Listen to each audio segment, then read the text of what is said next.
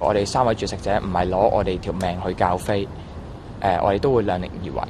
但係到目前呢一刻為止呢，我哋都只係會飲水，我哋唔會飲葡萄糖，因為我哋希望讓外界公眾知道，學民思潮嘅絕食係一個認真嘅絕食。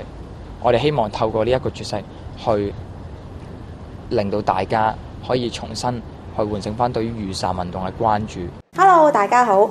到現時為止，學民思潮有5個人加入絕食抗爭。黃之鋒絕食已經超過63個鐘啦。今日心跳仲去到106，加上血糖跌到2.7，低過一般人嘅4至6好多啊！需要咧喺暖水入面加入1茶匙嘅葡萄糖。咁佢喺 Facebook 就話自己唔爭氣啊，本來想堅持用清水絕食以示要求對話嘅決心嘅。因為自己係咁多個絕食者之中唯一一個飲咗葡萄糖，黃之鋒同大家講對唔住，我唔爭氣。而其他成員嘅血糖值暫時都高過3，佢哋話如果之後飲葡萄糖水會再同傳媒交代㗎啦。咁公開大學發聲明勸黃之鋒唔好再絕食，咁佢就回應話希望公開大學亦都盡一分力，呼籲政府同學生溝通，咁先可以解決社會矛盾。